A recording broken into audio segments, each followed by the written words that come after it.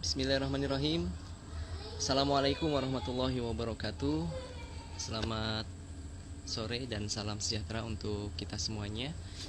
Alhamdulillah pada sore hari ini kita kembali hadir dalam kegiatan bincang mingguan inspiratif. Dan alhamdulillah tema kita pada sore hari ini adalah terkait tentang pengembangan diri atau self development. Dan alhamdulillah pada sore hari ini kita akan dibersamai oleh seorang narasumber yang luar biasa, dan temanya juga sangat menarik, yaitu tentang open minded ya. Ini adalah salah satu karakter yang dibutuhkan oleh kita semua dalam menghadapi tantangan global. Nah, singkat saja kita akan mengundang narasumber kita pada sore hari ini, yaitu Bapak Muhammad Hussein Budi Raharjo ST. Kita undang sejenak beliau.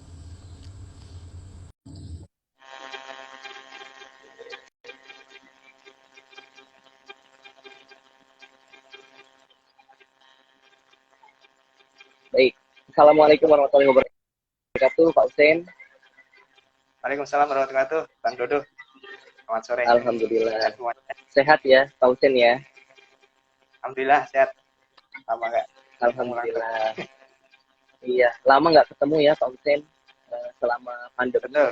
Kita terbatasi oleh kondisi. Tapi alhamdulillah dengan adanya kemajuan teknologi, kita bisa tetap beraktivitas meskipun tidak tatap muka secara langsung.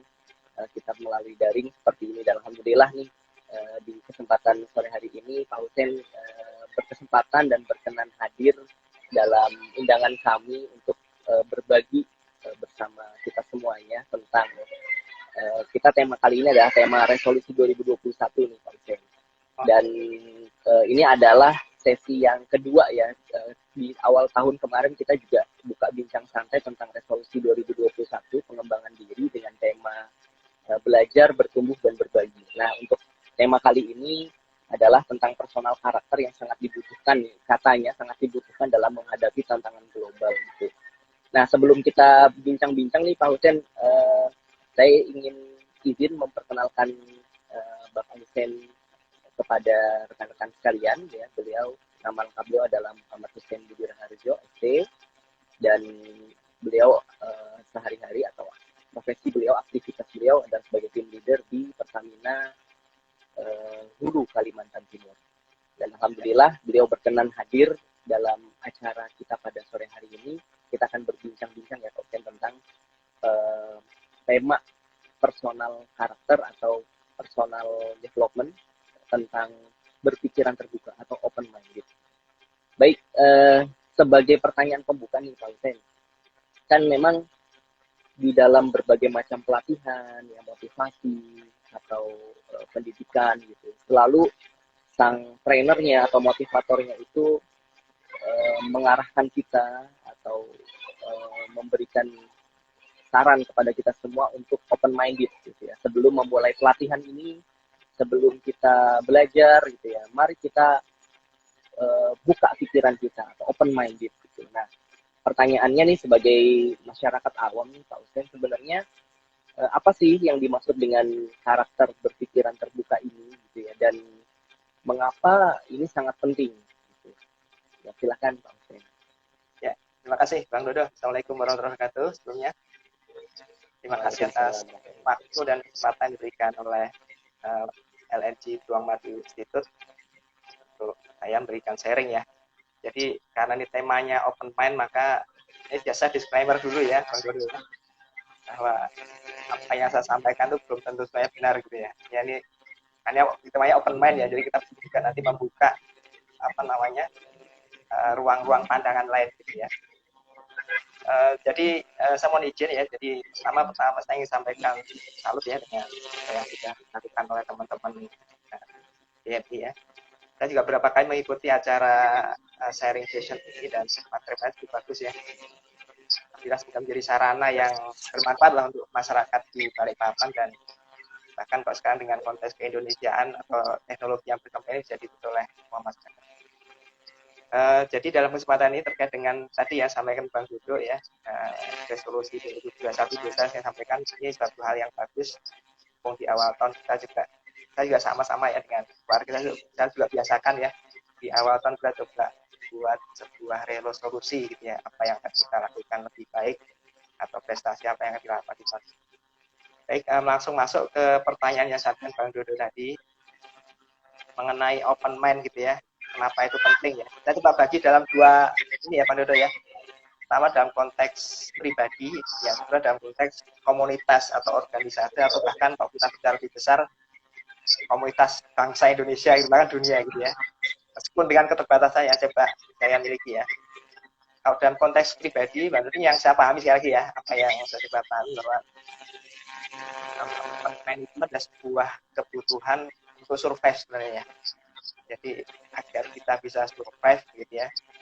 Apalagi dengan ya kalau kita bicara sekarang perkembangan zaman teknologi dan sebagainya yang begitu cepat ya, itu memang mau tidak mau kita harus membuka ini ya, membuka pikiran kita. Oh, mohon maaf saya sebelumnya saya lupa tadi ya tentang definisi ya mungkin ya.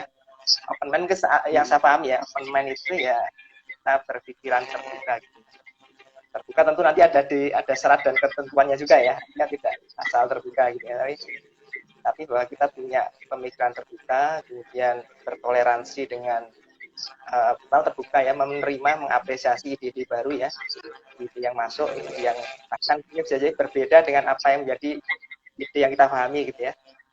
Kemudian kita juga bertoleransi terhadap perbedaan ya, itu yang jadi satu poin juga ya, bahwa kalau kita bicara open mind kita bisa melihat bagaimana perbedaan itu dari sisi pandang, perspektif atau mungkin pandangan ya, mengapa orang bisa berbeda pendapat dengan kita dalam satu atau dalam beberapa hal. Jadi itu ya kalau yang saya pahami tentang tentang open mind. Kenapa penting? Ya sekali lagi ya, kalau dalam konteks pribadi tadi ya itu bagian dari kebutuhan kita sebenarnya.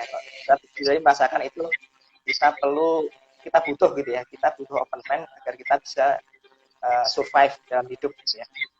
Contoh sekarang ya dalam konteks pandemi sekarang ini kan bagi yang seperti saya yang Bang Bado juga merasakan ya, ketika kita harus tiba-tiba berubah cara kerja kita ya, dari cara kerja yang konvensional sebelumnya ya, pagi-pagi ke kantor dan pulang sore gitu ya, tiba-tiba kita harus ini ya siap untuk melakukan cara yang lain gitu ya, kita bekerja tanpa harus secara fisik kita berada di kantor. Jadi kan kayak gitu tuntutan survival ya, supaya kita bisa survive, kita ya. Kemudian yang lain juga ya, ini kan nyambung dengan motonya LNG gitu ya, belajar dan bertumbuh gitu. Jadi menurut saya itu open mind itu salah satu syarat agar kita bisa belajar dan agar kita bisa tumbuh ya. Karena kalau sekali lagi yang tadi sampaikan baru tepat ya, kalau kita dari awal sudah menutup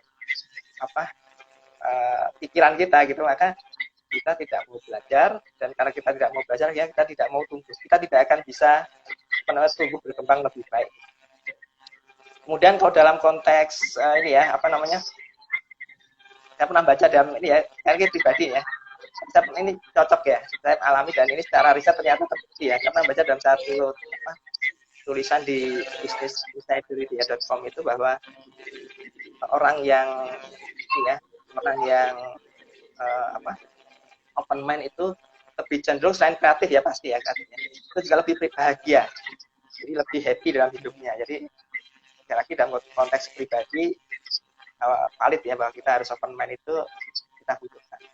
Kalau dalam konteks ini ya, sekarang yang bicara dalam konteks organisasi, dan ini memang benar ya, ini menjadi salah satu saya baru beberapa hari yang lalu ya mengikuti sebuah acara di kantor ya terkait dengan inklusivitas.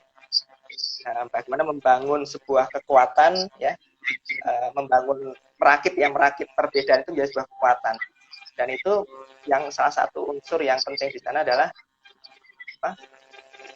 open mind itu ya, kesiapan untuk berpikiran terbuka. Dan banyak survei ya, mungkin nanti Bang Dodo dan teman-teman di sini bisa lihat ya, bahwasanya perusahaan maju sekali banyak risetnya ya yang mengatakan bahwa inklusivitas ya, keterbukaan terhadap berbagai pandangan perbedaan itu menjadi sebuah sarana bagi sebuah organisasi, perusahaan, komunitas atau dalam konteks yang lebih besar ya, bangsa itu bisa memiliki banyak ini ya, kayak kata finansial lebih baik, kemudian sisi kepuasan kerja lebih baik, produktivitas, kenyamanan dan seterusnya.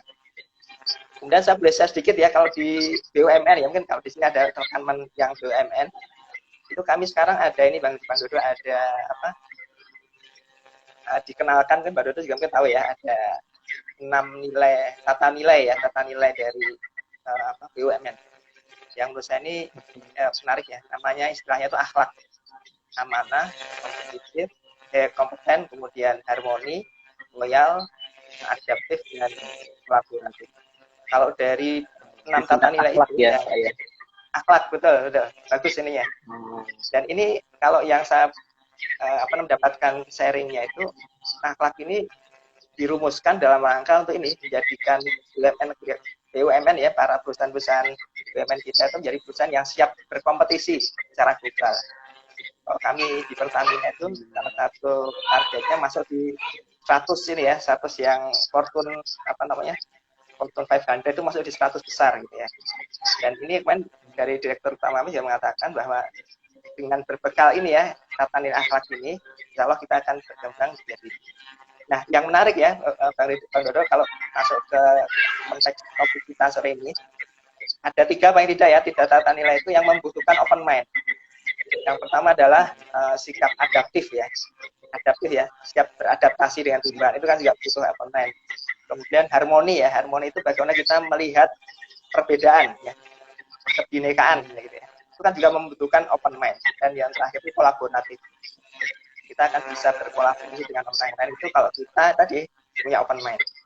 Jadi mungkin Bang Dodo ya, jadi dalam konteks pribadi maupun secara organisasi atau komunitas itu open mind itu menurut saya sebuah satu hal yang sangat dibutuhkan ya, agar baik pribadi kita maupun secara organisasi itu bisa tumbuh dan berkembang. Silakan Bang Dodo, mungkin aja. Siap. Terima kasih Pak Sen sebagai pengantar yang penjelasan yang sangat mencerahkan ini terkait tentang definisi atau apa itu open minded atau berpikiran terbuka gitu ya. Dan tadi juga dijelaskan ternyata yang namanya open mind atau pikiran yang terbuka ini menjadi syarat ya, untuk menghadirkan karakter lainnya yang dibutuhkan gitu kan, baik itu secara personal maupun secara kelompok atau komunitas. Dan tadi juga Pak Ujian menyampaikan bahwa ternyata seiring ya dengan karakter atau tagline organisasi mungkin, atau mungkin bahasanya itu nilai ya Pak ya, nilai atau budaya organisasi gitu ya. Betul. Yang membutuhkan ternyata kita tidak bisa menjadi pribadi atau personal yang eksklusif atau tertutup, karena ketika kita tidak membuka pikiran kita tidak terbuka dengan orang lain, sehingga kita akan sulit ya berada di dalam suatu komunitas dan kita akan sangat terbatasi gerak kita. Baik, ternyata dari pengertiannya dan dari urgensinya atau kepentingannya ini sangat luar biasa. Nah, pertanyaan berikutnya nih Pak Usen.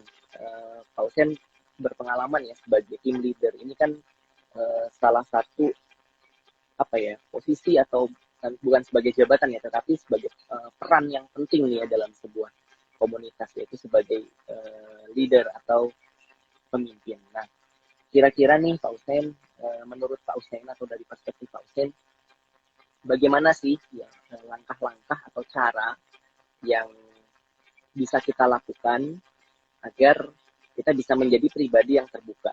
Karena gini, kadang-kadang dalam sebuah komunitas itu kan ada orang-orang atau personal yang secara karakter dari awalnya mungkin dia pendiam ya, kemudian lebih suka menyendiri gitu ya.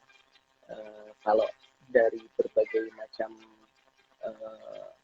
ilmu kalau bisa dibilang psikologi gitu ya. Nah, di sini kebetulan baru hadir nih Ibu Tami nih, beliau adalah salah seorang ya ahli pengenalan karakter gitu ya. Itu ya introvert gitu ya istilahnya tuh gitu. Pendiam, penyendiri, kemudian agak sulit gitu untuk berinteraksi dengan orang-orang di luar dia gitu. Nah, kalau sebagai pimpinan di dalam sebuah komunitas nih, Pak Usen berpengalaman sekali. bagaimana ya langkah-langkah yang efektif agar seseorang itu kemudian mau bekerja dalam tim, bekerja atau berinteraksi dalam komunitas itu sehingga lahir toh yang namanya sinergi. Karena yang namanya sinergi ini kan yang menjadi ya, syarat gitu ya, salah satu syarat agar tujuan-tujuan bisa tercapai. Menurut Pak Usman bagaimana? Iya, makasih Bang Dul. Jadi pertama kalau saya melihat ya dalam konteks open mind ya secara umum ya, itu memang ada beberapa hal yang kadang menghambat ya seseorang itu open mind ya. Jadi open mind atau bahasa lainnya itu close mind gitu ya, pikiran tertutup. Meskipun memang sekali lagi kalau namanya berpikiran tidak semua orang itu ya ketika dia open mind itu dia berarti open mind dalam segala hal. Atau tidak berarti ketika seseorang itu kita lihat close mind tidak bisa terbuka gitu ya pikirannya, itu berarti dia close mind dalam semua hal. Karena bisa jadi dia berhati-hati untuk hal-hal tertentu ya. Tapi selama kalau saya lihat dalam konteks tertentu ya secara umum ya, apa yang menjadi penghambat seseorang open mind itu ada beberapa hal. Yang pertama itu jadi karena yang kadang terjadi yaitu gengsi. Ini saya pernah mengalami juga ya, langsung observasi gitu ya, gengsi. Biasanya karena merasa lebih gitu ya, saya merasa lebih lebih berilmu gitu ya, lebih sukses, lebih kaya, lebih apalagi ya, lebih lebih senior, lebih dulu gitu ya. Gitu. Jadi kadang menghambat seorang itu untuk yang kedua jadi karena kurang ilmu atau kurang wawasan. Kurang ilmu atau kan sekarang udah biasa ya orang sholat di ini ya, di jalanan misalnya bagi yang muslim ya. Tapi dulu di zaman dulu itu mungkin tidak ada orang berpikir nanti semuanya ditunda aja ketika sampai, misalnya seperti itu. Jadi segala contoh-contoh ya kurang ilmu atau kurang wawasan. Kemudian yang ketiga jadi karena tidak mau keluar dari zona nyaman. Ini yang kadang terjadi ya. Dia udah terbiasa melakukan satu pekerjaan dengan cara tertentu gitu ya. Ketika kemudian diberikan masukan ini ada cara yang lebih baru, lebih efektif, itu kadang tidak cepat. Contoh kemana ya Kak? Ketika kami beradaptasi ya dari dari office WFO ya, dari WFH itu memang proses adaptasinya itu macam-macam ya. Ada yang cepat, ada yang lambat, karena sekali lagi memang tidak mudah ya berubah gitu ya. Nah kalau dalam konteks perbedaan juga kadang ada mindset begini ya, ini mindset binary mindset gitu ya. Jadi menganggap contoh ya, kalau yang bukan tidak bersama saya itu berarti berbeda. Jadi saya tidak akan menerima pendapatnya, itu contoh binary gitu ya. Kalau dia bukan dari sesuatu yang berbeda dengan saya itu berarti dia musuh saya, itu contoh binary mindset ya, yang kadang menjadi penghambat seseorang menjadi open mind. Dia kemudian punya punya penutup gitu ya, untuk dia kemudian mau menerima masukan dari dari nah kalau menurut saya jadi kalau melihat penghambat tadi itu beberapa tips yang perlu dikembangkan agar kita sekali lagi saya disclaimer juga, saya juga masih belajar ya terkait dengan open mind ini, tapi paling tidak ya ada pengalaman dan beberapa hal yang saya ketahui itu agar kita open mind berarti ya tadi ya lawannya yang tadi ya. Yang pertama kita perlu itu yang paling dasar yang menurut saya itu ini memang harus open heart dulu ya, membuka hati gitu. Jadi memang perlu punya istilahnya itu bahasa agamanya itu bagi yang muslim itu tawaduk gitu ya, rendah hati. Jadi sebelum open mind itu bagi menurut saya yang menurut saya itu yang paling dasar itu harus kita punya rendah hati ya, bahwa kita manusia yang terbatas ya. Kita bukan Superman ya, kita punya banyak keterbatasan dan kita butuh orang lain untuk memberikan masukan-masukan. Itu ya, jadi bagi seorang pribadi ya, kita bicara pribadi dulu ya sebelum bicara tim ya, bagaimana membuat ya. Itu bagaimana kita tadi ya open heart dulu, membuka hati kita bahwa rendah hati tadi ya, bahasa yang mudah itu rendah hati tawadhu. Kalau kita rendah hati itu akan mudah ya, siapapun ya, apakah dia junior, dia bahkan lebih muda, mungkin secara status sosial dia mungkin di bawah kita, tetapi ketika itu suatu kebaikan, suatu yang punya nilai positif, kita akan terbuka menerimanya. Jadi itu ya yang pertama open heart ya. Yang kedua ya tadi ya, jadi menambah ilmu dan wawasan. Kalau tahu semakin ilmu semakin luas itu ini ya. Ini contoh kalau bagi yang muslim di sini ada beberapa yang muslim ya. Kalau bicara para imam mazhab gitu ya, itu kan bagaimana mereka ini ya bersikap menghadapi perbedaan itu dengan sangat luas gitu ya. Mungkin kalau yang bagi pengikutnya Imam Syafi'i yang menganut apa sholat subuh dengan kunut, kita pernah baca kisah ketika beliau sedang berjalan atau berpergian ke Kufah gitu ya, dan beliau diminta memimpin sholat subuh di masjid yang dekat dengan makamnya Imam Abu Hanifah. Dia memilih tidak mengeraskan bacaan kunutnya gitu, padahal beliau mewajibkan tanda kutip yang mewajibkan kunut di dalam nasihatnya. Ya, semakin luas ilmu itu justru orang semakin bijak, semakin bisa menerima gitu ya, menerima perbedaan itu. Kemudian yang ketiga ya, selain memperluas ilmu wawasan, juga ini memperluas pergaulan. Nah ini juga, jadi semakin luas pergaulan kita itu, kita akan lebih semakin mudah ya membuka ini ya, karena dari pergaulan yang pasti kita akan bisa melihat sisi-sisi yang sebelumnya itu jadi blind spot gitu ya, kita mungkin tidak melihatnya ya, karena kita mungkin sebelumnya kita misalnya ya terbatas jangkauan pergaulan kita ya. Jadi dengan semakin kita bergaul ya, ini sekarang saya karena sedang menekuni belajar lari gitu, jadi mencoba masuk di beberapa komunitas lari, dan itu memang beragam gitu ya, beragam. Jadi bisa melihat bagaimana cara pandang yang beragam dari berbagai orang ya. Itu ya contoh ya, seperti itu ya. Kemudian yang keempat itu ini ya, melancong itu berpergian, berpersiar, dan mencoba hal baru. Ini contoh yang sederhana, kalau memang di sini ada yang teman-teman yang pernah kita ya mendapatkan rezeki untuk umroh atau haji ya, itu bagi yang kalau saya pribadi waktu itu ya, itu kita bisa melihat ternyata ini ya, kalau kita bicara bagaimana kita beribadah itu berbeda-beda gitu ya.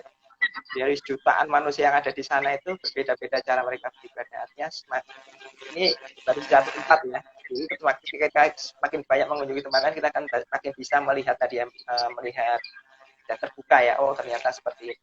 Dan tadi ya, mencoba hal baru. Dengan mencoba hal baru kita bisa akan punya ini ya, kemampuan juga untuk melihat dari berbagai sisi yang berbeda.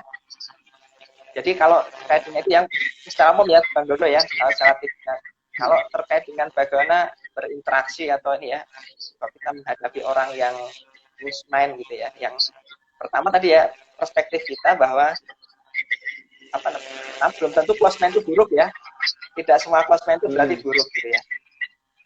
Dan ya jadi dia berhati-hati, Kemudian yang kedua yang tadi saya sampaikan, bahwa jadi orang itu close mind di satu hal, nanti dia open mind di hal-hal yang lainnya. Jadi, dan yang ketiga, dia pasti punya alasan ya, alasan apapun lah ya, apakah alasan tertentu yang membuat dia kemudian berhati-hati atau close mind dalam suatu hal yang kita coba sampaikan. Jadi memang kalau yang kita perlu ya lakukan, kalau yang pernah saya juga lakukan itu, yang pertama kita memang perlu mengenal objek kita yang ingin kita ini ya kondisikan itu ya, misalnya member gitu ya, atau anak buah gitu ya.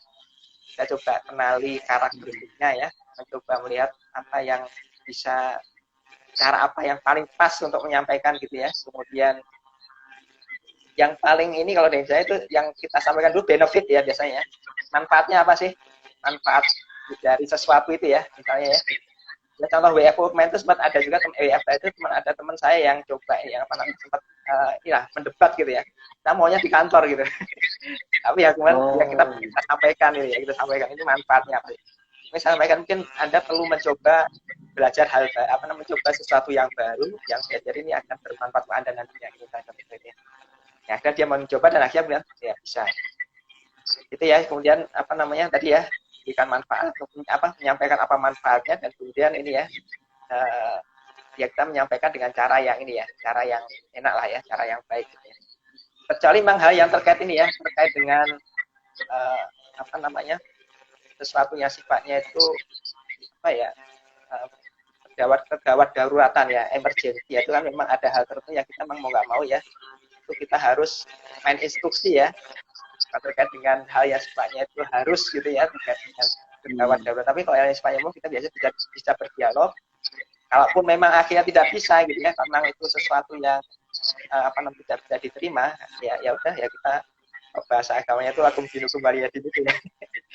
Ya pas kita coba ya nanti kita akan ada kita coba cara kita masing-masing dengan syarat dan ketentuan, nanti kita juga evaluasi bersama ya di satu saat nanti apakah efektivitas pilihan kita masing-masing gitu ya.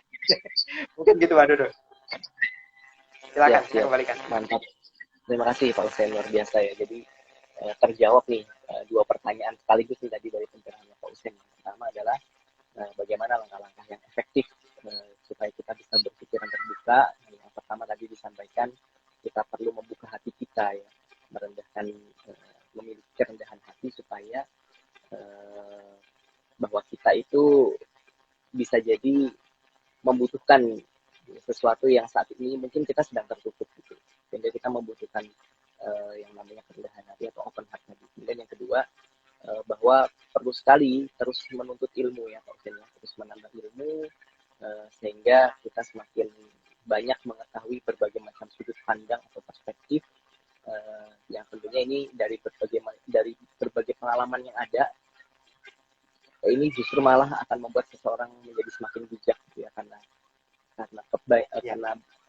ilmu yang sudah dia miliki, yang keluasan ilmu yang sudah dia miliki.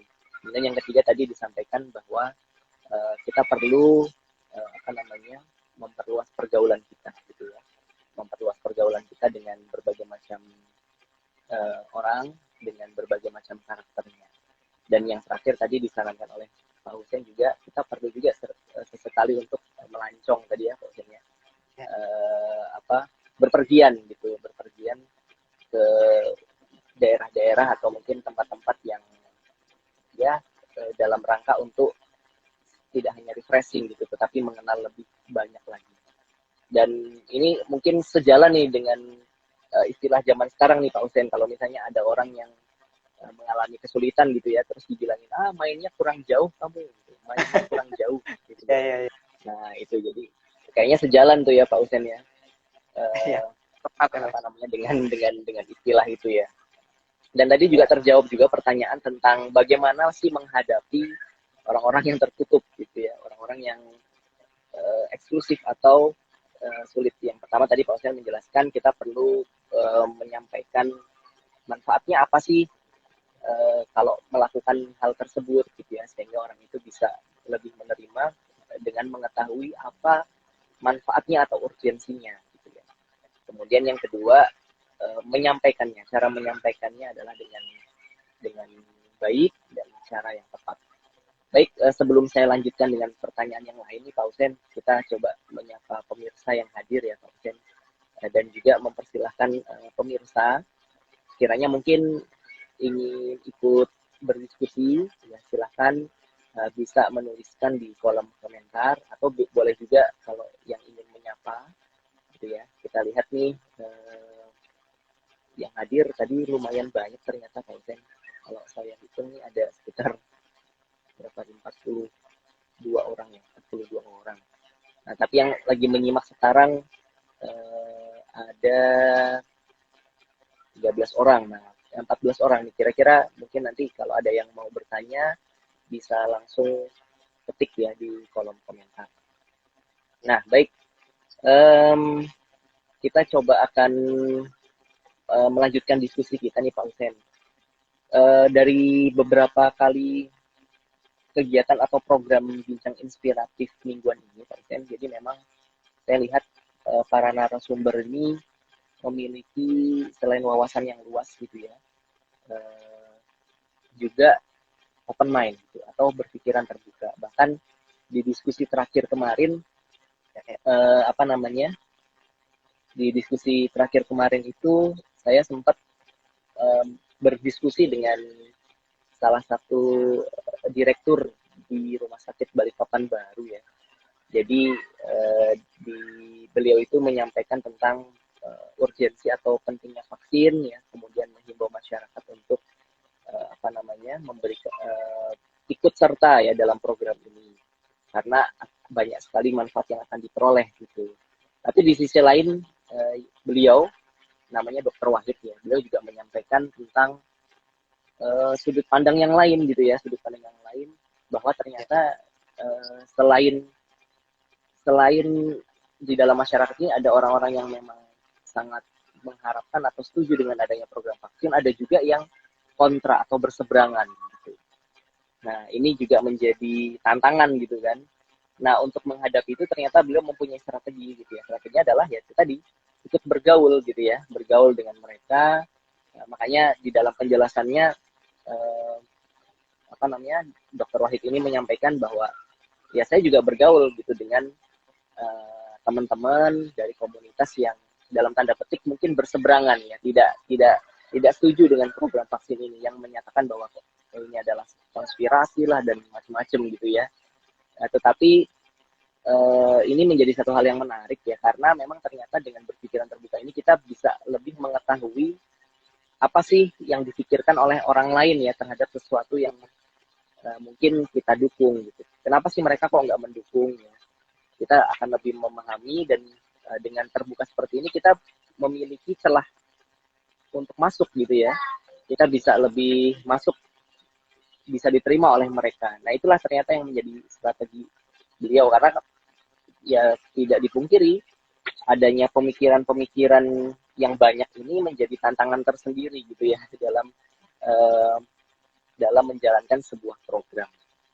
Ya, jadi luar biasa. Dan ini juga mungkin Pak Husen punya pengalaman ya terkait dengan tadi ya. Kan kebanyakan orang itu beranggapan gini nih Pak Husen. Beranggapan bahwa ketika seseorang itu berpikiran terbuka, itu seperti dianggap yang berpikiran terbuka itu mengikuti keyakinan atau menjalankan cara orang yang musuhnya gitu ya istilahnya ya, lawannya. Nah, ini kalau menurut Pak Husen bagaimana nih? Ini mungkin kaitannya dengan tadi ya, syarat dan ketentuan berlaku tadi ya. Menurut Pak Husen bagaimana nih? Terutama yang berkaitan dengan ini nih, Pak Husen, dalam kehidupan beragama gitu. Terus juga terhadap komunitas-komunitas yang mungkin bertentangan dengan kita. Dalam tanda petik mungkin bisa dibilang musuh gitu ya. Tadi disampaikan bahwa ada orang-orang yang berpikiran apa namanya? Kalau saya tidak salah dengar binary ya, bahwa ketika ada seseorang itu berada dalam satu kelompok, dia menganggap ya sudah ini saja yang benar, yang lain salah gitu. Ya, mungkin Pak Husen bisa menanggapi hal ini. Ya, terima kasih Bang Dodo. Jadi yang pertama terkait dengan tadi ya, syarat dan ketentuan ya yang menurut saya. Jadi artinya open mind itu menurut saya juga ada tadi ya term and condition-nya gitu ya, ada syarat dan ketentuan. Jadi apa namanya, open mind juga nggak bisa asal gitu ya, asal. Ini menurut saya sekali lagi ya. Jadi silakan dikritisi. Perlu ada rambu-rambunya gitulah ya kira-kira ya. Perlu ada batasan, ada kerangkanya gitu ya. Agar open mind-nya juga tidak kemudian apa namanya asal apa namanya negatif gitu hasilnya ya. Jadi pertama menurut saya ada batasan norma tentu ya, norma umum lah. Kita bicara norma umum yang berlaku di masyarakat. Ya, kita bicara namanya terbuka dalam sebuah ide pemikiran ya tetap ada batasan ini ya, tidak batasan sesuatu yang terkait dengan norma atau etika dan masyarakat. Saya nanti akan bicara sedikit terkait dengan bagaimana kita terbuka open mind dalam beragama gitu ya. Tapi secara umum kalau dalam konteks kita masyarakat yang plural gitu ya, plural yang beragam seperti plural ya, dan juga secara umum kita ya tadi ya, pertama kita perlu ya pastikan bahwa open mind itu dalam konteks ada batasan ini ya, batasan apa, batasan tadi ya, norma etika umum, standarnya ada gitu ya, ada gitu ya. Kemudian yang kedua itu didasari tentu ini ya, ini kayaknya nyambung dengan apa yang dicat Bu Emi ya, didasari dengan prinsip-prinsip yang logik ya, rasional ya, artinya sebisa mungkin itu evidence based lah ya, ada artinya ketika kita terbuka dari suatu hal itu memang harapannya itu logik ya, rasional gitu ya, ilmiah gitu ya, kira-kira seperti itu. Ya berdasarkan sebuah data atau beberapa data ya yang sifatnya apa namanya ilmiah, ada bukti ya, ada hasil riset ya. Atau ya menurut kita logik gitu ya, menurut kita logik. Contoh seperti itu ya. Kemudian yang ketiga ini ya, tidak memberikan kerugian. Jadi syarat dan ketentuan itu bagaimana sebuah pemikiran itu tidak memberikan kerugian, baik yang sifatnya untuk kita pribadi ya, artinya untuk sesuatu yang membawa pada kerugian kita secara pribadi, ya, kerusakan secara pribadi itu tentu bukan open mind yang baik ya. Nah, artinya asal menerima ya sebuah ide ya, tapi itu merusak diri kita misalnya ya, itu tentu bukan sesuatu yang baik. Dan juga apalagi publik ya, tentu biasanya kita harapannya open mind itu juga terkait dengan batasannya adalah diharapkan dia juga secara publik itu juga tidak memberikan kerugian, bahkan harapannya kan open mind itu tujuannya positif ya, bagi kita makin tumbuh tadi, bagi publik juga makin berkembang gitu ya, artinya harapannya itu open mind itu bisa menghasilkan sebuah kemajuan bagi komunitas tersebut. Itu ya dalam konteks ini Bang Dodo, dalam konteks syarat dan ketentuan. Kalau dalam konteks keberagamaan ya, itu kalau kita bicara agama itu kalau menurut saya itu ini ya, memang ada yang perlu yang penting ya dalam beragama apapun agamanya ya, itu mempelajari yang menurut saya kita perlu memiliki ilmunya gitu lah ya. Dan yang saya sampaikan tadi contoh Imam Syafi'i itu ya, semakin banyak ilmu kita itu kita akan semakin bijak, kita akan semakin bisa melihat kenapa orang berbeda-beda gitu ya. Makanya kalau dalam beberapa buku fikih itu yang satu yang saya suka itu buku fikihnya ini ya, Said Sabiq ya. Salah satu ya dari beberapa yang saya pernah baca ya. Nah, di situ dia menyampaikan ini, sebuah fatwa fikih gitu ya. Dia selalu dahulukan dengan ini, pendapatnya menurut hadis ini, pendapat ulama ini seperti ini, pendapatnya ulama ini, hadis ini seperti ini. Dia memberikan paparan beberapa dalil gitu ya, dan pendapat ulama, baru kemudian di akhir itu dia menyampaikan kalau saya pribadi saya cenderung memilih yang ini. Artinya ini contoh ya bagaimana sesuatu yang berdasarkan tadi ya. Jadi memang semakin luas ilmu kita itu akan semakin tadi ya, toleran ya dalam perbedaan. Yang kedua dalam konteks beragama itu memang ada hal yang sifatnya dogmatis ya, sifatnya itu tetap gitu ya, sifatnya itu pokok yang dia itu memang ya tidak akan, kalau menurut tiap-tiap agama itu pasti ada dia hal-hal yang sifatnya pokok yang dia itu tidak berubah dalam perkembangan masa. Contohnya kalau yang Muslim, kalau bicara sholat gitu misalnya, sholat wajib itu ya 5 kali sehari gitu ya, sholat subuhnya 2 rakaat, itu hal yang memang sudah patennya, pakemnya lah ya, seperti itu. Yang itu tidak perlu jadi bahan diskusi lah, itu harusnya kita take it for granted gitu ya, kita terima apa adanya. Tetapi ada ini ya, Bang Dodo yang lebih tahu nih ya, ada lebih luas gitu ya, lebih luas bidang-bidang keagamaan kita yang sifatnya itu aspek-aspek muamalah yang itu justru membuka ruang-ruang eksperimentasi gitu ya, buka ruang-ruang yang sifatnya itu eksperimen. Kita bisa bereksperimen, berijtihad gitu ya bahasa agamanya itu ya. Berijtihadnya kalau kita bicara konteks ruang-ruang itu sangat luas, ruang untuk kemudian bisa berkatnya. Jadi ya kalau kita ada hal yang sifatnya paten, yang itu memang kalau orang mencoba mengganggu itu pasti menimbulkan keributan. Misalnya contoh ada orang mempertanyakan kenapa sholat 5 kali gitu, itu pasti ribut gitu. Tapi kalau kita bicara yang lainnya, yang lebih luas, bahkan di aspek ibadah pun kan ada hal yang sifatnya nih ya, membuka peluang ijtihad yang berbeda. Ini yang kedua, jadi ajaran agama seperti itu. Dan yang ketiga itu, memang teks-teks agama itu ya, kalau kita bilang agama itu, teksnya sama, tapi ulama, para mujtahid ya, dan para pengikutnya itu bisa memahaminya berbeda. Ya, seperti itu ya, teksnya sama, tapi bisa berbeda-beda. Artinya, memang itulah sebuah artinya sesuatu yang kita perlu. Tadi dengan ilmu tadi kita bisa jadi lebih luas, lebih bertoleran gitu ya. Dan kalau saya pribadi saya selalu berpikiran sama seperti saya Sabiq tadi ya. Kalau bagi saya pribadi saya berusaha mencari dalil yang terbaik ya. Tapi saya ini ya tetap menghargai perbedaan itu. Contoh kalau terkait dengan ibadah sholat tarawih nanti kan mau Ramadan ya. Ada yang 23, ada yang 11 ya. Saya mencoba memilih yang menurut saya paling pas mana ya. Tapi kalau saya berada di komunitas yang berbeda dengan cara sholat saya ikut gitu. Saya coba fleksibilitasnya masing-masing punya pandangan. Dan Bang Dodo yang kita tahu para tokoh-tokoh agama tadi saya sudah contohkan ya, Imam Syafi'i itu sangat open mind. Kemudian kalau kita bicara pembawa agama Islam ya, itu Nabi Muhammad SAW sendiri kan juga pribadi yang open mind ya. Beliau itu kan ini ya, bagaimana dalam beberapa kisah itu beliau membuka ini ya, meskipun dia Nabi yang dalam pandangan seorang muslim itu Nabi itu kan apa namanya, perkataan, pemikiran itu kan wahyu dari Allah sebenarnya gitu ya. Artinya dia dibimbing wahyu tapi tetap meminta pendapat gitu ya. Meminta pendapat para sahabatnya ya.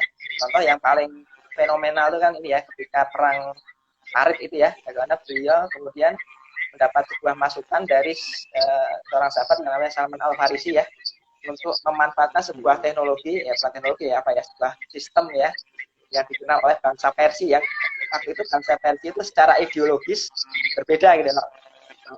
Nabi membagi Islam, sementara kaum Persia itu Majusi yang menyembah api gitu ya. Tetapi Nabi mengadopsi ini karena sekali lagi melihat dalam konteks ini memberikan manfaat yang lebih luas, keamanan ya, keamanan kota Madinah dari serbuan kaum apa namanya, kaum Quraisy gitu. Itu bandodanya menurut saya para tokoh agama kita sendiri ya, dan agama apapun saya rasa sama ya mungkin ya, masih memberikan tadi ya, ada ruang-ruang ini, ruang-ruang yang sifatnya di luar yang dogmatis ya, itu ruang yang sangat memberikan celah yang sangat besar untuk kita membuka pikiran kita untuk mencoba hal yang baru. Itu Pak Dodo. Oke, baik. Terima kasih Pak Husain pencerahannya. Ini berkaitan juga nih tadi dengan ada satu pertanyaan yang disampaikan oleh Bu Dr. Emi ya. Izin bertanya, bagaimana caranya open mind atau berpikiran terbuka untuk hal baru yang itu tadi ya, Pak Husain ya, yang disampaikan kalau evidence base-nya itu belum ada gitu. Artinya dari sisi dari sisi rasional, dari sisi rasionalitasnya, kemudian mungkin dari sisi sains gitu ya, yang menyatakan bahwa berdasarkan itu semua ini bisa nih kita lakukan. Nah, bagaimana nih untuk hal yang seperti ini nih Pak Husain? Artinya kan ini satu tantangan nih. Mungkin berkaitan juga dengan pandemi yang kita hadapi ya, bahwa yang namanya COVID-19 ini kan satu hal yang baru yang semua itu belum pernah ada yang tahu gitu sebelumnya. Tetapi kan akhirnya kemudian dilakukan observasi, penelitian, ya, sehingga ditemukanlah cara-cara yang dinilai efektif gitu untuk menyelesaikan permasalahan tersebut. Nah, kalau dari perspektif Pak Husain, kira-kira gimana nih Pak Husain untuk menjawab pertanyaan dari Dr. Eni ini? Gimana caranya kita terbuka untuk hal yang baru gitu? Iya. Pertama tiap orang beda-beda ya, memang ya, Bang Dodo, Bu Eni ya. Tiap orang berbeda-beda. Sekali saya sampaikan di depan ya, tiap orang itu punya, kan unik ya, tiap orang itu kan diverse ya, tiap orang itu berbeda-beda. Bahkan seorang anak yang kembar sekalipun ya, itu punya keunikan masing-masing ya, keunikan masing-masing yang berbeda. Tidak bisa punya latar belakang yang berbeda. Mungkin saya dengan usia sekarang hampir cerita ya, bilang 50 tahun. Yang 50 itu pasti punya background ini ya, background pengalaman hidup, background pendidikan, background pekerjaan yang tentu berbeda misalnya dengan Bang Dodo dengan Dr. Eni, ada peserta yang di sini ya hadir ya. Kita punya berbagai macam pendidikan yang itu membuat orang itu berbeda-beda ketika merespons sebuah hal baru, ide yang baru yang ditawarkan, ide apapun lah ya. Apakah yang sifatnya evidence based, apalagi yang ini ya tidak berdasarkan evidence based gitu ya. Tetapi pertama itu ya, tiap orang itu berbeda-beda. Kalau bagi saya tetap ini ya, kalau saya terus terang sebagai pribadi ya, kalau dalam konteks ini ya, konteks apalagi terkait dengan konteks penanganan virus pandemik sekarang ini ya, saya tetap melihat apa yang dilakukan ini ya. Rujukan saya ya, apalagi saya seorang karyawan anak perusahaan BUMN ya, itu tetap saya rujukannya kepada lembaga-lembaga yang sifatnya formal ya, institusi formal gitu ya, institusi formal. Artinya kalau kita bicara pandemi, maka referensinya adalah ya gugus tugas yang dibentuk oleh pemerintah gitu ya, pemerintah kita gitu ya. Artinya itu dengan segala turunannya sampai ke masing-masing ini ya. Artinya itu yang jadi rujukan saya gitu ya, risetnya sesuatu yang berasal dari lembaga yang sifatnya institusi resmi, termasuk tadi ya ketika kita bicara COVID ini, kalau terkait dengan keberagaman, saya akan menjadi referensi ada pandangan dari Majelis Ulama Indonesia, yang itu menjadi sebuah institusi yang mewakili pandangan para ulama-ulama di Indonesia. Bagi kalau saya pribadi ya, Bang Dodo ya, artinya kalau memang saya melihat bahwa pemerintah itu punya sebuah instrumen yang, dan orang-orang pinter lah ya, orang-orang pinter yang dia serius untuk mencoba mengatasi pandemi ini. Meski terus sekali lagi ya sampaikan Bang Dodo juga bahwa ini hal baru ya. Siapapun sekarang masih negara apapun lah ya, sebagian besar lah ya, sebagian besar negara itu masih mencoba mencoba mencari jalan terbaik kan ya. Artinya tetap harapan saya juga pemerintah open mind gitu ya, pemerintah melihat mau membuka dirinya, dan saya lihat juga contoh sekarang ketika kemarin ada pergantian Menkes gitu ya, menurut saya tuh apakah ini sebuah cara baru pemerintah untuk supaya open ya, karena kan ini kan dalam sejarah baru kali ini ya, Menteri Kesehatannya backgroundnya bukan dokter gitu ya, bahkan dari alumni ITB gitu ya, jurusan fisika fisika murni, teknik fisika atau fisika murni saya lupa ya.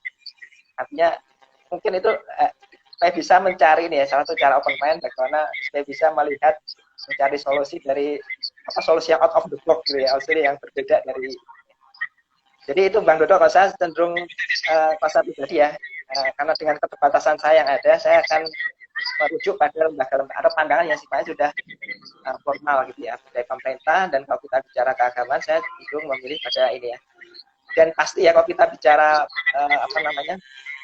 kalau yang bicara pemerintah itu kan atau lembaga formal, pasti mereka juga berdasarkan sebuah proses yang tidak sederhana kan ya. Artinya dari proses yang melibatkan para pakar, para ahli untuk kemudian memutuskan sebuah keputusan yang sifatnya itu ya yang sifatnya solutif ya untuk permasalahan bangsa ini. Mungkin itu Bang Dodo yang saya sampaikan. Baik, terima kasih Pak Husein atas pencerahannya. Ada pertanyaan lagi nih Pak Husein dari pemirsa. Open mind ini apa bedanya Pak dengan melihat dari sudut pandang yang lain tentang suatu hal? Mungkin Pak Husein bisa menanggapi. Terima kasih nih Bu Min 86, saya kenal nih. Jadi kalau open mind itu sekali lagi nih ya, open mind itu lebih kepada sesuatu yang ada di kepala kita gitu ya. Bagaimana sikap mental kita ya, siap melihat berbagai pandangan gitu ya. Ya kalau dari sisi open mind ya itu ya, jadi kesiapan mental kita tadi ya, melihat tadi ya, untuk melihat berbagai pandangan. Ya. Nah kalau toolnya ya tadi ya, toolnya itu adalah perspektif yang berbeda itu. Perspektif yang berbeda dari berbagai masyarakat ya, berbagai orang itu yang menjadi toolnya, menjadi tool untuk kita ini ya. Contoh misalnya saya ada teman yang ini ya, yang beragama Muslim dan memelihara anjing. Ini agak ekstrem ya contohnya. Tapi saya coba mungkin beliau itu melihara anjing karena dia punya ini ya, menganut mazhab Imam Hanafi gitu ya. Mazhab Imam Hanafi ya, contoh teman-teman yang pernah ke Turki itu biasa melihat orang Muslim di sana memelihara anjing. Di contoh seperti itu ya. Jadi pertama saya sudah siap dulu ya secara mental, itu open mind-nya ya.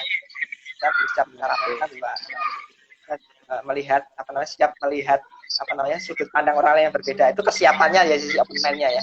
Tapi toolnya tadi ya, pandangan yang masuk itu yang kemudian tadi ya, yang itu memang diperlukan ini ya, lagi ilmu atau wawasan ya. Contohnya tadi ya, kalau kita bicara contoh yang tadi saya sampaikan itu, kita beranggapan mungkin karena dia punya menganut mazhab fikih yang berbeda dengan saya gitu ya. Kalau saya mungkin termasuk saya mengikuti dalam pandangan ini, mengikuti pandangan mazhabnya Imam Syafi'i gitu ya. Menganggap ayam dari anjing itu air liurnya itu najis gitu. Tapi mungkin teman saya itu dia menganut mazhab Imam Hanafi yang banyak dipraktekkan di beberapa negara di Afrika itu ya, Afrika Utara dan di Turki tadi saya contohkan. Itu Bang Dodo. Jadi itu melengkapi ya kalau saya open mind dari sisi kesiapan mental kita, pikiran kita, sedangkan melihat dari berbagai pandangan itu toolnya gitu ya, cara kita memandang. Setiap orang itu punya keunikan masing-masing sehingga pandangannya bisa jadi berbeda-beda ketika menghadapi sebuah permasalahan. Itu mungkin Bang Dodo. Siap, baik. Terima kasih Pak Husen. Terima kasih atas jawabannya dan terjawab ya dari penyampaian Pak Husen terkait tentang pertanyaan-pertanyaan dari para pemirsa. Baik, alhamdulillah nih Pak Husen kita sudah lumayan lama nih ya berbincang-bincang. Kalau dilihat nih udah berapa lama nih? Sudah hampir 1 jam nih Pak Husen, udah 50 menit. Itu nggak kerasa. Dan tentunya ya nggak terasa ya Pak ya, asik ya Pak ya kita ngobrol tentang bagaimana kita bisa memiliki salah satu apa ya karakter yang ya memang setelah pendengaran dari Pak Husen ini saya pribadi tercerahkan ya, sangat tercerahkan sekali. Dan mudah-mudahan ini menjadi satu bekal yang baik ya untuk kita semua agar kita bisa menjadi lebih bersinergi gitu ya. Karena yang namanya sinergi ini kan sangat dibutuhkan gitu untuk mencapai sebuah tujuan besar gitu kan. Yeah. Dan tujuan besar ini tentunya tidak hanya melibatkan orang per orang gitu ya Pak Husen, tetapi perlu bersama-sama gitu kan. Nah baik, oh ini ada satu pertanyaan lagi Pak Husen dari Bapak Andi Jumardi ini ya, beliau insya Allah kandidat doktor nih. Nah ini pertanyaan beliau adalah apa goals dari open mind dan apakah sikap mentolerir orang lain bisa dikatakan orang yang open mind? Ya, ada 2 pertanyaannya Pak Husen. Nah, tujuannya dari open mind ini apa?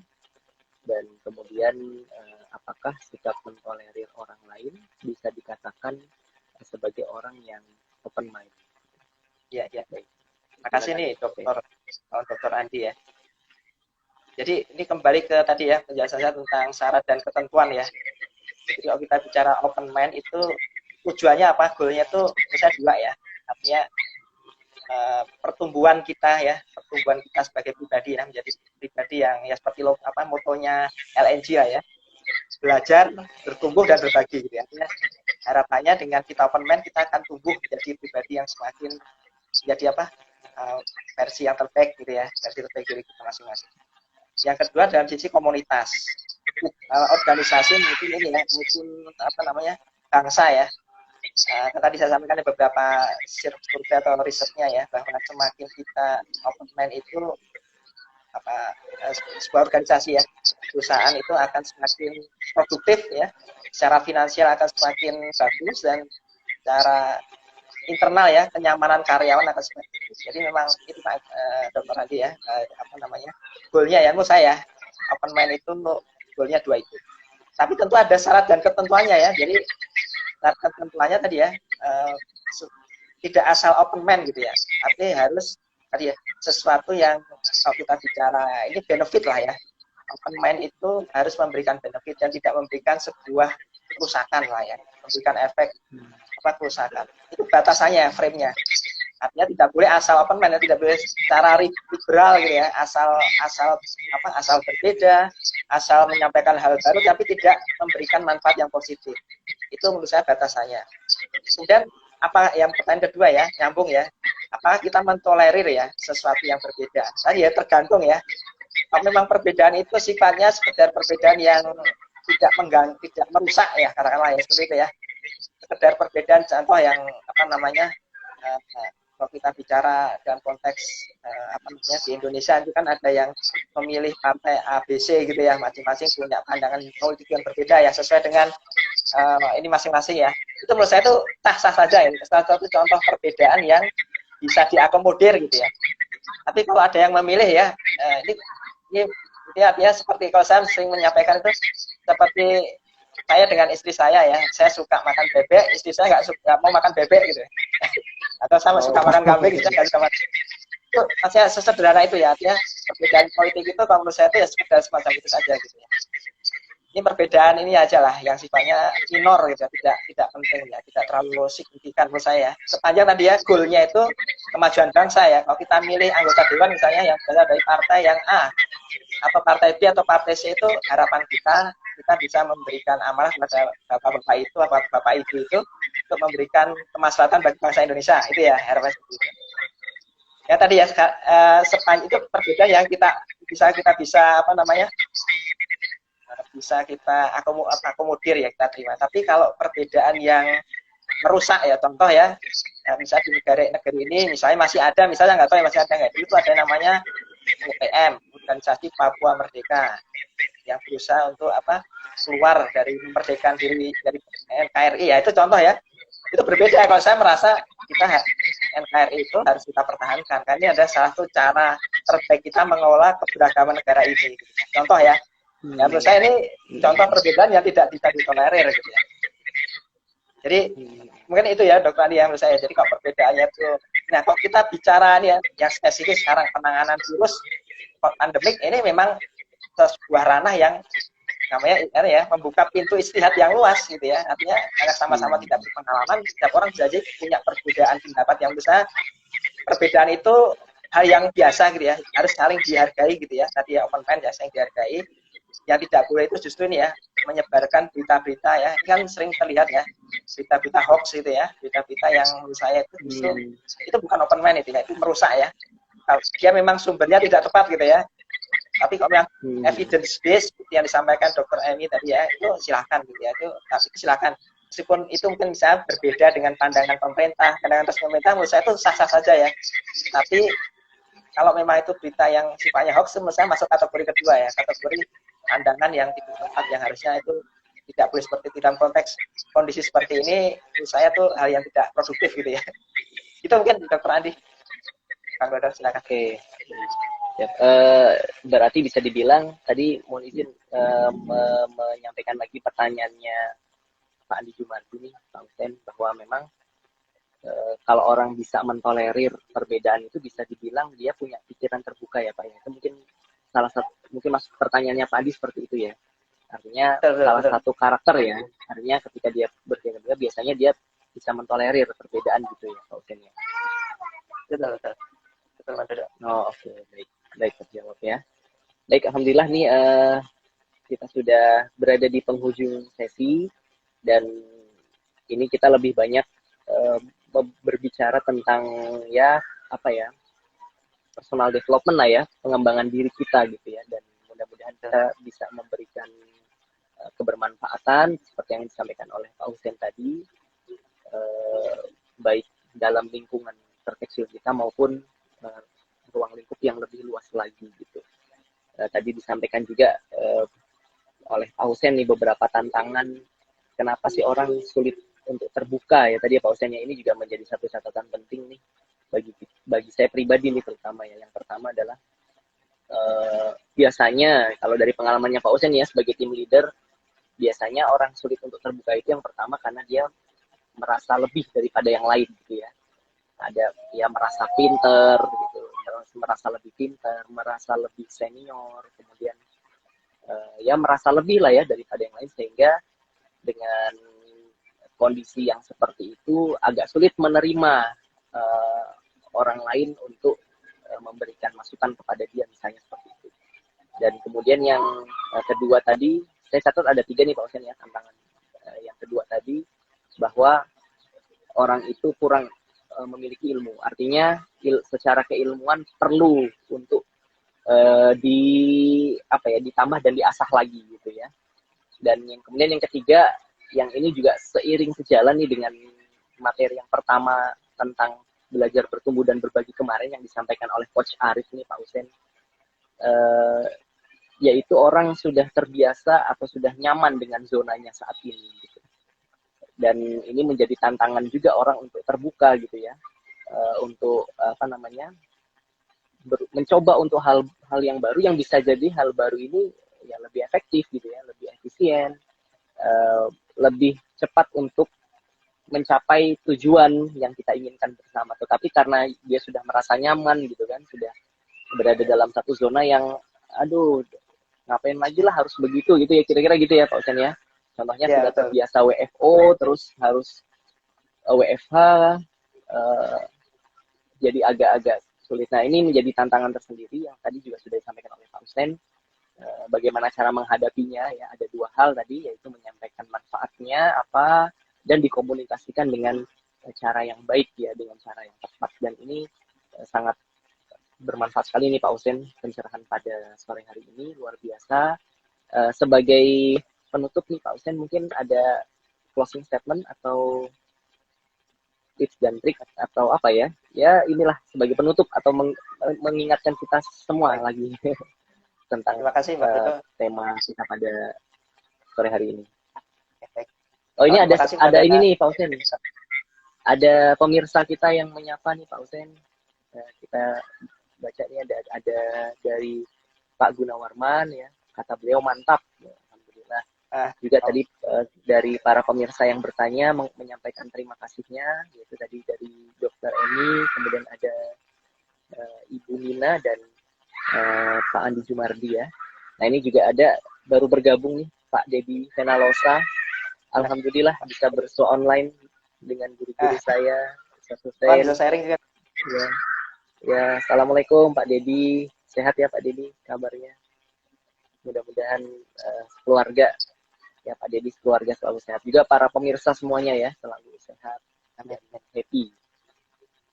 Silakan Pak Husen dilanjut untuk closing statement. Baik, terima kasih. Pertama saya menyampaikan terima kasih pada Bapak Ibu yang telah menyaksikan acara ini ya.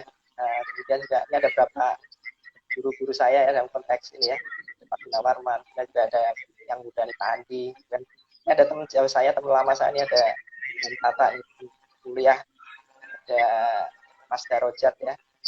Ini orang-orang yang saya kenal sangat open mind ya, saya banyak belajar juga dari mereka-mereka.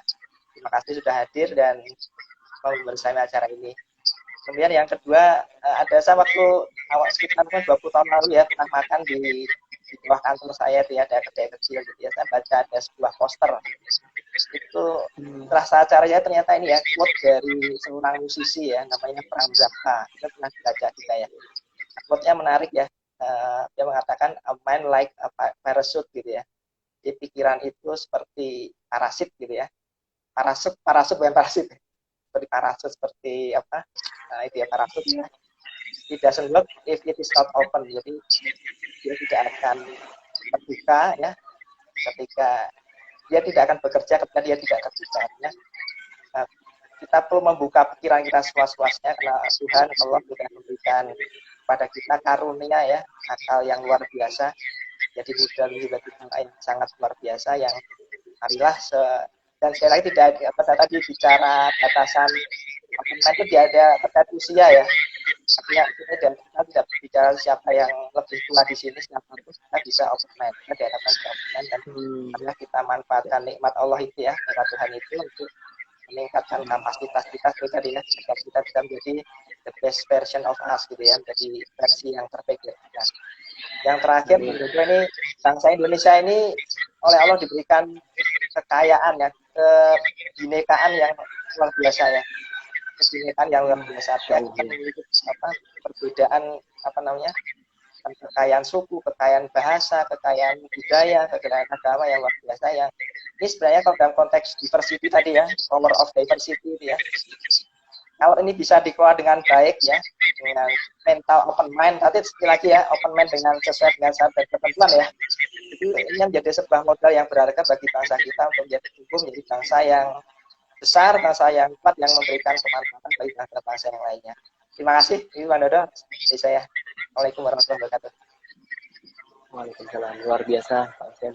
Terima kasih atas penjelasannya dan tadi closing statement-nya sangat luar biasa sekali ya. Di antaranya tadi bahwa yang namanya menyampaikan salah satu quote yang memang quote ini sangat terkenal nih. Saya juga baru ingat quote itu setelah tadi Pak Husen menyampaikan ya, yang bahwa pikiran kita ya itu seperti parasut ya. Tadi kalau parasit itu nama film Korea nanti di itu film Korea Ustaz, nanti tayang katanya di tanggal 14 Februari itu katanya film bagus juga itu. Ya, terbuka pikiran itu seperti parasut, dia akan berfungsi kalau terbuka gitu ya. Dia akan bermanfaat kalau terbuka. Parasut itu kalau nggak terbuka ya nggak bermanfaat ya Ustaz ya. Ya seperti itu juga pikiran ya. Ya terima kasih kepada Pak Husen ya. Luar biasa ini beliau juga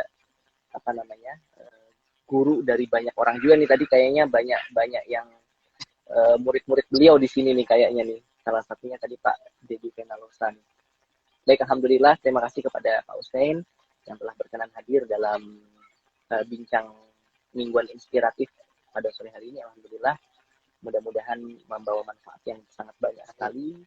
Dan juga kepada Pak Hussein dan para pemirsa sekalian, kita sama-sama berdoa semoga kita semua selalu sehat, diberikan kekuatan dalam menghadapi ujian dan tantangan ke depan ya, dan mudah-mudahan kita juga selalu berbahagia, diberikan kemurahan rezeki, kemudian keberkahan dalam semua aktivitas kita, dan tentunya kita juga berharap semoga semua permasalahan yang kita hadapi, Allah Tuhan yang Maha Kuasa memberikan jalan keluar dan petunjuk yang terbaik. Amin ya rabbal alamin. Baik, dari saya itu saja. Kita nanti akan insya Allah bertemu lagi di pekan depan ya, di pekan depan di sesi yang ke-34 untuk bincang mingguan inspiratif. Ya, mungkin dengan nanti tema yang berbeda dan juga narasumber yang berbeda. Mudah-mudahan kita semua bisa hadir lagi, dipertemukan lagi dalam sesi ini. Mudah-mudahan menginspirasi kita semua. Itu saja dari saya. Terima kasih Pak Hussein sekali lagi dan juga para pemirsa. Saya akhiri. Assalamualaikum warahmatullahi wabarakatuh. Selamat sore dan salam sejahtera untuk kita semuanya. Terima kasih Pak Dodo. Izin pamit. Terima kasih Pak. Sehat selalu Pak Hussein. Saya akhiri Pak ya.